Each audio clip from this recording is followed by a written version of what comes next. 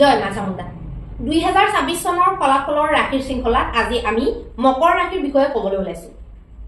মকৰ ৰাশিৰ মানুহবিলাক বহুত উচ্চ আকাংক্ষী হয়, বহুত তেওঁলোকৰ ধৈৰ্যও থাকে সময়ত, আৰু বহুত ধৰণৰ তেওঁলোকে ৰিস্ক লৈ পেলাই এচিভ কৰিব পৰা ক্ষমতাও থাকে। গতিকে তেওঁলোকৰ 2026 বৰ্ষটো কেনেকৈ যাব আমি তাৰ বিষয়ে আজি আলোচনা কৰিম। আৰু আপোনালোকক এটা কথা জনাই দিওঁ যে আমাৰ এই ৰাশিফলসমূহ জন্ম ৰাশি বা চন্দ্ৰ ৰাশিৰ আধাৰতহে নিৰ্মাণ কৰা হয়। আপোনাৰ যদি জন্মতে কোনো ধৰণৰ ৰাশি চাশি চোৱা নাই, আপুনি গম নাপায় নিজৰ ৰাশি কি হয়, তেতিয়াহ'লে আপোনালোকে বিশেষ এটা ফলাফল নাপাব। যদি একুৰেট আপোনালোকে গম পায় যে আপোনালোকৰ মকৰ ৰাশি, তেতিয়াহে আপোনালোকে ফলাফলবিলাক চাই পেলাই বেছি লাভ হ'ব। আৰু আপোনালোকৰ জন্মতে যদি কুণ্ডলীৰ কোনো দুখাদোষ নাছিল, বহুত যদি ভাল পজিশ্যনত প্লেনেটবিলাক আছিলে, তেতিয়াহ'লে আপোনালোকে এইটো বছৰত বহুত বেয়া বুলি ক'লেও আপোনালোকে বহুত বেয়া ফল নাপাব। কিন্তু জন্মতে যদি বহুত বেয়া হৈ আছিলে, এতিয়া বহুত ভাল বুলি ক'লেও আপোনালোকে ভাল ফল নাপাব পাৰে। গতিকে এই কথাবিলাক ভালকে নজনাকৈ, যুক্তিসংগতভাৱে নুবুজাকৈ এষ্ট্ৰলজিক ফেক বুলি কোৱাটো বা এষ্ট্ৰলজিৰ ওপৰত চকু মুদি পেলাই অন্ধবিশ্বাস কৰাটো দুইটাই আমাৰ কাৰণে বহুত বেছি ঘাতক হ'ব পাৰে। গতিকে যুক্তিযুক্ততা সম্পন্ন হিচাপে, বৈজ্ঞানিক হিচাপে এই তথ্যবিলাক বুজি পেলাই জীৱন পথত এই বস্তুবিলাকক ব্যৱহাৰ কৰি আগুৱাই যোৱাত আপোনালোকে বহু ধৰণৰ বেনিফিট ল'ব পাৰিব। এতিয়া আমি মকৰ ৰাশিৰ এই বছৰটোৰ ফলত আমি তেওঁলোকৰ পৰাক্ৰম বৃদ্ধি দেখিবলৈ পাইছোঁ। পৰাক্ৰম তেওঁলোকৰ বৃদ্ধি হ'ব, আৰু লগতে আকৌ ৰাহুৰ নিচিনা কেতুৰ নিচিনা গ্ৰহবিলাকে তেওঁলোকৰ আলস্যও আনিব, শনিয়ে তেওঁলোকৰ আলস্যও আনিব। কিন্তু নৰ্মেলি তেওঁলোকৰ পৰাক্ৰম বৃদ্ধিৰো যোগ দেখুৱাইছে। যিসকল পৰাক্ৰমী, যিসকলৰ জন্মকুণ্ডলীতে জন্মতে দুখাদোষ কিছুমান বহি থকা নাই, তেওঁলোকৰ পৰাক্ৰম বৃদ্ধি পাব। আৰু যিসকলৰ কুণ্ডলী দুখাদোষ আছিলে জন্মতে, তেওঁলোকৰ আলস্য বৃদ্ধি পাব। যিসকল পঢ়া শুনা কৰা ল'ৰা ছোৱালী, তেওঁলোকৰ বাবে বৰ বছৰটো ভাল নহ'ব। পৰীক্ষা নিৰীক্ষাৰ ফলাফলবিলাক বহুত বেছি ভাল বুলি ক'ব নোৱাৰি। বন্ধুৰ পৰা আপোনালোকে সহযোগ প্ৰাপ্তি কৰিব পাৰিব। পৰীক্ষাত সফলতাৰ কাৰণে আপোনালোকে বহুত মেহনত কৰিব লাগিব, আৰু মেহনত কৰাৰ সমানো হয়তো আপোনালোকে ফল নাপাব পাৰে। ভাগ্য আপোনালোকৰ মন্দ গতিত চলিব। ভাগ্য ক'বলৈ গ'লে মন্দ হ'ব।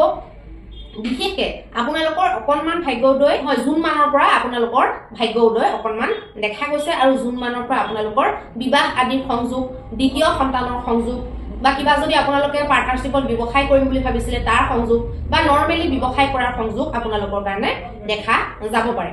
আৰু কাৰোবাৰ যদি বৈবাহিক ৰিলেশ্যনবিলাক বেয়া হৈ আছিলে, তেতিয়াহ'লে তেওঁলোকৰ ৰিলেশ্যনবিলাক ভাললৈ আহিব পাৰে। গুৰুৱে আপোনালোকক জুন মাহলৈকে ষষ্ঠ স্থানত বহি পেলাই শত্ৰু দমন কৰিব। কোৰ্ট কেছ আদি আপোনালোকক বিজয় প্ৰাপ্তি কৰাব, আপোনালোকৰ ফৰাই আনিব কেছবিলাক। আৰু যদি আপোনালোকৰ বৰ লেণ্ডি চলি আছিলে, সেইটোক চমুৱাব পাৰে কেছ মামলাৰ ক্ষেত্ৰত। আৰু লগতে বহু ধৰণৰ ঝেমেলাৰ পৰা আপোনালোকক মুক্ত কৰিব দেৱগুৰু বৃহস্পতিয়ে জুন মাহলৈকে। কিন্তু যেতিয়া অক্টোবৰৰ লাষ্ট পাবগে, তেতিয়া কিন্তু আপোনালোকৰ দেৱগুৰু বৃহস্পতি অকণমান পেটৰ ট্ৰাবল দিব। যিসকলৰ জন্মগত মানে বৃহস্পতি গ্ৰহটো বেয়া, তেওঁলোকৰ বেমাৰ আজাৰ হ'ব, পেট, লিভাৰ, কিডনী এইবিলাকৰ সমস্যা দেখা পাব পাৰে। প্ৰেমৰ ক্ষেত্ৰত আৰু সন্তানৰ ক্ষেত্ৰত আপোনালোকৰ চিন্তা বনি থাকিব এই বছৰটোত। লগতে ভাগ্যৰ গতি মন্দ কৰাব শনি গ্ৰহই, কাৰণ শনি গ্ৰহৰ সপ্তম দৃষ্টি ভাগ্যত পৰি থাকিব। যিকোনো ধাৰ্মিক কৃত্য কৰাত, দেউতাকৰ লগত সম্পৰ্কৰ ক্ষেত্ৰত, দেউতাকৰ ভাগ্যৰ ক্ষেত্ৰত, বা নিজৰ ভাগ্যৰ ক্ষেত্ৰত, বা ক'ৰবাত ভ্ৰমণ আদি যদি কৰিম বুলি ভাবিছিলে, মানে দূৰ যাত্ৰা যদি প্লেনিং কৰিছিলে, সেইবিলাকতো আপোনালোকৰ বাধা আহিব পাৰে। লগতে শনিৰ দশম দৃষ্টি আপোনালোকৰ পৰিব দ্বাদশ স্থানত। শনিৰ দশম দৃষ্টি পৰি পেলাই তাত আপোনালোকৰ খৰচবিলাক কমাব পাৰে। যদি অযথা কিছুমান অনৰ্গল আপোনালোকৰ খৰচ বাঢ়িবলৈ ধৰিছিলে, সেইবিলাক অকণমান কিন্তু কমোৱাৰ সম্ভাৱনা দেখা গৈছে। বাকী জুন মাহলৈকে আপোনালোকৰ কেৰিয়াৰত ভাল দেখুৱাইছে, কেৰিয়াৰত বেয়া নহয়। কিন্তু শনি আৰু ৰাহুৰ বাধা দেখিবলৈ পোৱা গৈছে। বাণীৰ লগত সম্বন্ধীয় যিকোনো সমস্যাই আপোনালোকক বৰ আমনি দিব। বাণীগত শত্ৰুতা আপোনালোকৰ হ'ব। আপোনালোকে কথা ভাল ক'লেও মানুহে তাক বেয়াকৈ বুজিব, বা আপোনালোকৰ কথা কোৱা ষ্টাইলটোৱে এনেকুৱা হৈ যাব যে মানুহে সেই বস্তুটো বেয়া পাব। বাণীগত শত্ৰুতা আপোনালোকৰ দেখিবলৈ পোৱা গৈছে। বাণী সংযমিত যদি কৰে, তেতিয়াহ'লে আপোনালোকৰ খুব ভাল হ'ব। বাণীৰ পৰা চাৰিওফালে উপদ্ৰৱ হৈ যাব। জীৱনৰ দিশত আপোনালোকে বহুতো উঠা নমা এই বছৰটোত হয়তো দেখিবলগীয়া হ'ব পাৰে। কিন্তু আকস্মিক দুৰ্ঘটনাৰ ক্ষেত্ৰতো আপোনালোকে বহুত সাৱধান হ'ব লাগিব। আকস্মিক দুৰ্ঘটনা হোৱাৰ সম্ভাৱনা ৰাহুৰ ফালৰ পৰা দেখা গৈছে, ৰাহু আৰু কেতুৰ ফালৰ পৰা। গতিকে সেইটো ক্ষেত্ৰতো আপোনালোকে যদি ভালকৈ সাৱধান হয়, তেতিয়া ভাল হ'ব। অক্টোবৰৰ শেষৰ ফালে বা নৱেম্বৰৰ ফাৰ্ষ্ট উইক মানৰ ফাললৈ আপোনালোকৰ লগ্নত যেতিয়া ৰাহু কেতু আহি যাব, তেতিয়া আপোনালোকৰ আৰু বিভিন্ন ধৰণৰ ভ্ৰম উৎপন্ন হ'ব, বিভিন্ন ধৰণৰ আপোনালোকৰ চিন্তা, টেনশ্যন উৎপন্ন হ'ব, বিভিন্ন ধৰণৰ আপোনালোকে অসুবিধা অনুভৱ কৰিব পাৰে, বা যিটো ঘটনা নহয় বা হোৱা নাই সেইটোকে হৈছে নেকি বুলি আপোনালোকে ভাবি থাকিব পাৰে। অক্টোবৰলৈকে বা অক্টোবৰৰ পিছতো আপোনালোকৰ ৰাহুৰ ফলাফলটো আপোনালোকৰ কাৰণে ভাল নহয়। বেপাৰ বাণিজ্যত আপোনালোকৰ বাধা দেখিবলৈ পাব। জুনলৈকেতো ঠিকে আছে, কিন্তু জুনৰ পিছততো বহুত আপোনালোকে সমস্যা দেখিবলৈ পাব। চাকৰি ব্যৱসায় এই দুইটাতে আপোনালোকে আমনি পাব পাৰে। প্ৰমোচন যদি হ'ব লগা আছিলে তাত বাধা আহিব পাৰে, প্ৰমোচন ৰখি যাব পাৰে।